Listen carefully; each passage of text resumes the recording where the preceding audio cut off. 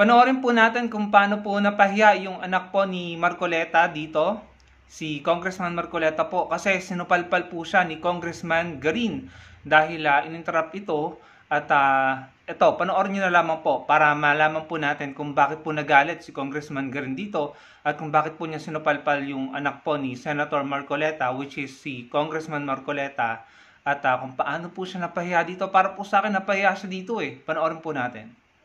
Can you give us a very brief flow of how projects are listed in the National Expenditure Program? Your Honor, the process starts from engineering districts, consultation with various sectors. Point of order, Mr. Chair. Sorry to interrupt. Hindi po kaya nabanggit na po ni Secretary Bonoan yung tanong po ni Congresswoman Garin sa pagtatanong po ni Congressman Erice. This is just a duplication of the question propounded by Congressman Erice. But I think we have to give her the honor of asking the question. Even if it's a repetition of what was asked Mr. Chair, earlier. what rule did my question violate? May I appeal to our colleagues? Magrespetuhan tayo. Kung tiyempo nyo naman, pwede kayong magtanong. I gave that preliminary question because I'm moving to the next question. This is a point of order po. What law Yeah, did I violate in asking a question, Mr. Chair?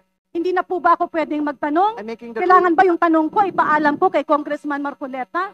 Binanggit ko lang po na natanong na po kasi ni Congressman Erice yung pong katanungan ng ating That's why, Mr. Chair, mambabatas. I mentioned that my questions is in line with the question of Congressman Erice. That's why I'm setting the premise. Let's move forward, Mr. Chair. Sayang ang oras na hinihinto natin ang investigasyon na ito. If the premise was laid already, why do we have to repeat it? Because, Mr. Chair, I have my time. I'm laying down my premises of ano po ba ang kinakatakutan ni Congressman Marcoleta sa mga katanungan ko?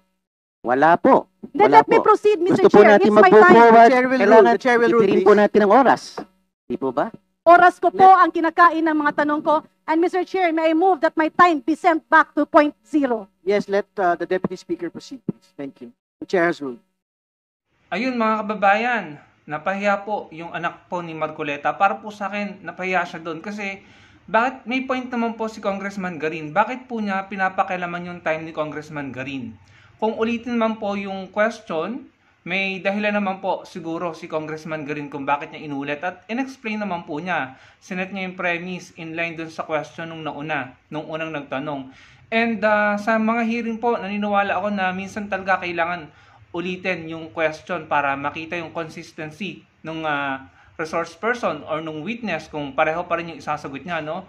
Anyway, time nga po yun ni Congressman Garin. Bakit nga naman pinapakialaman nung Congressman Marcoleta, which is yung anak po ni Senator Marcoleta, no? So, talaga namang foul po yun, ano? Nakakahiya po yun kasi nagtatanong, ayan na, interrogate na, i-stop mo, i-interrupt mo, para lamang sabihin na inuulit mo yung tanong, no? Parang wala nga pong respeto, no? Parang anong sense, kung sinasabi ni Congressman Marcoleta, aksaya sa oras, oras naman ni Congressman Garin yung ginagamit, no? May kanya-kanya silang oras dyan, Hindi naman oras ng buong hearing yung inaaksaya ni Congressman Garin. So, may point si Congressman Garin at talaga namang siguro naramdaman niya na nawalan ng respeto doon si Congressman Marcoleta sa kanya, no?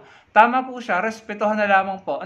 Total naman, pare-pareho naman silang nagtatrabaho ng maayos doon, no? So, in my opinion, talaga pong nagalit na dito si Congressman Garin at sinupalpal po niya si Congressman Marcoleta na anak ni Senator Marcoleta at doon po, sa tingin ko, napahiya siya sa publiko doon. Dahil nga naman po sa pagiging parang bida-bida naman may time pare-pareho, i-interrupt mo para sabihin inulit yung question, So, parang wala po sa lugar si Congressman Marcoleta doon. Ito lang sasabihin ko, yung pong ginagawang hearing ni Senator Marcoleta, Rodante Marcoleta, in my opinion, para po sa akin na opinion ko lang, hindi po fair yon. Tama po ang suggestion ni PBBM at saka ni Senator Tito Soto na maggawa ng independent commission para mag-imbestiga dyan sa mga issue na yan ng flood control. Dahil kitang-kita naman po si Senator Tulfo nga po sinabihan si Marcoleta na hindi nagiging fair, no? In my opinion, tama na dapat independent commission ang mag-imbestiga dyan dahil alam naman po natin na kaalyado po ng mga Duterte si Marcoleta. May sabit po, no? Yung pangalan ni Senator Bongo, nadadamay. Yung family po niya kasi, nagkaroon ng, parang nagkaroon ng joint project with Diskaya, yung family business na construction business ni Senator Bongo, nagkaroon ng joint project with the Diskaya, no? And yung nga sinasabi ni Senator Trillanes, na conflict of interest dahil senator po si Senator Bongo, tapos yung kanyang family business na construction, di umano, ay tumatanggap ng project from the government during the time of former President Duterte. No? So, dapat doon maimbestigahan din. Kaso, paano niya iimbestigahan yon? Kung magkakaalyado si Marcoleta, si Senator Bongo, si Joel Villanueva din, no? Nadadawit. And then si Chis Escudero, nadadawit din yung mga pangalan nila dahil di umano yung mga construction company ay nagbigay sa kanila ng mga campaign fund or donation, ano. And then yung kay Pulong na 51 billion pesos na flood control. Tapos ang sabi hanggang ngayon ay bumabaha pa rin naman daw sa Davao. No, so yun lamang. Tama ang suggestion ni Senator Soto and ni PBBM, independent commission dapat ang mag-imbestiga dyan, ano. So ito naman po yung kay Congressman Marcoleta, talaga namang wala siya sa lugar. Kaya siguro napikon na si Congressman Garin, kaya sumagot na siya at naghalit. Kaya mga kababayan, sa issue po ng flood control, ano pong masasabi nyo? Ang dami, no? Nakakagulat yung mga revelasyon, yung mga yaman, yung mga nepo babies, yung mga politicians na dawit dyan, yung mga engineers ng DPWH, at yung mga senator at congressman, no? Grabe. Tignan nyo ang nangyayari ngayon sa Indonesia. Yung mga Indonesians po, no, kung makikita nyo sa balita, talaga namang sinusunog nila yung mga parliament building. And meron pa silang sinugod na bahay ng isang mambabatas. Sinugod yung bahay, tapos kinuha yung mga luxury bags, yung mga relo, yung mga paintings yata yun, at saka mga expensive collections, no? Kinuha nila, inuwi nila sa bahay nila. And yung mga luxurious cars na nandun sa mansion yata yun or bahay, pinagbabasag nila, sinira nila yung mga kotse nung mambabatas na yun.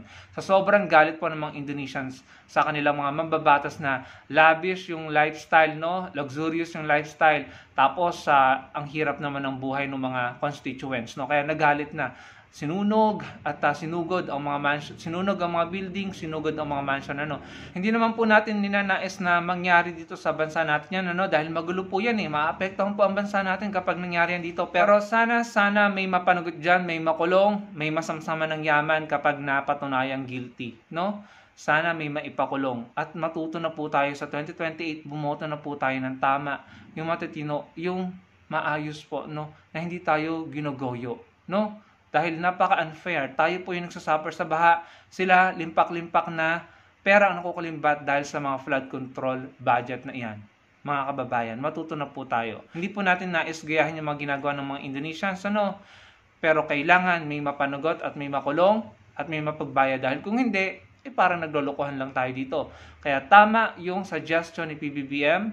Kasi kapag, ako sa totoo lang, sa tingin ko yung mga senador, walang tiwala kay Marcoleta, no? At ako, wala po akong tiwala dyan sa pinapagawa niyang hearing na yan. Dapat ibang may hawak ng Blue Ribbon Committee, kung ako tatanungin nyo. Kaya tama yung suggestion ni Senator Soto at ni PBBM, independent commission dapat ang mag-imbestiga. Maraming pong salamat sa panonood.